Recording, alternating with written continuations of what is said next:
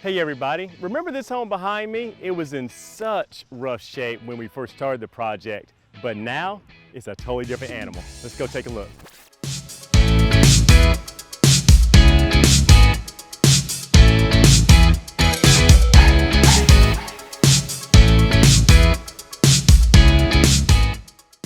So you've seen this particular home in a couple different stages. You first saw it when we bought it and there were holes in the wall in totally rough shape. Everything was broken in it.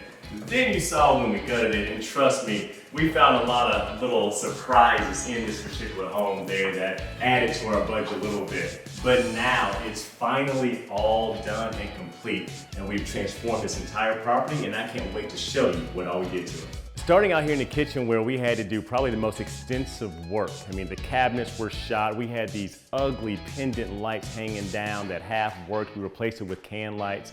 Had to do all new cabinet system. We went with the white and the gray, backsplash new appliances. During demo, we did find a little squirrel that, let's just say, had been hanging out for quite some time behind the stove. So replaced the flooring, but ultimately, I think the kitchen turned out really, really nice, and it's gonna do very, very well for us. So the next thing we did was create essentially a private bedroom. If you remember, this particular wall was French doors, it was open to the living room.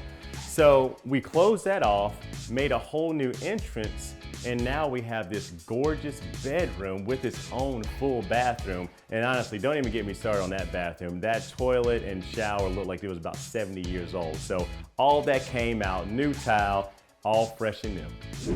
One of the things that we wanted to do with this particular home to create value was expand this floor plan without having to increase the square footage. We actually achieved that by taking what was a fairly large bathroom that shared between these two suites here. And what we did, we split this particular bathroom in half.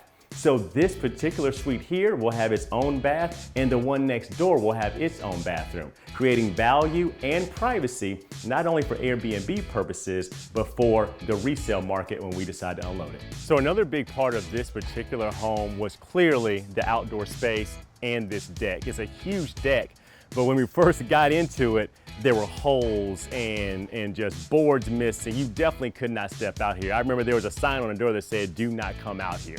So we replaced it, we did Trex, we did new lumber out here, and also too, fire pit, fenced in yard. But what I love about this home is that it's walkable to the hobbyist, the degenerate, to Rhino Deli, to Optimus Hall, and you have the greenway path right here as well. So the ultimate in privacy, and also a great space to enjoy those summer nights. With that being said, even when a home is in very rough shape, if you have the vision and you have the money and the time to transform a space, it can work out short-term and long-term, Airbnb or resale.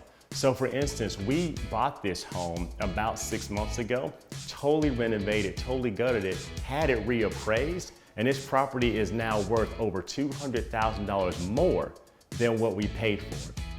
It is real and it can be done, but please have the vision, take the time to know your market, and attack these homes because they are diamonds in the rough.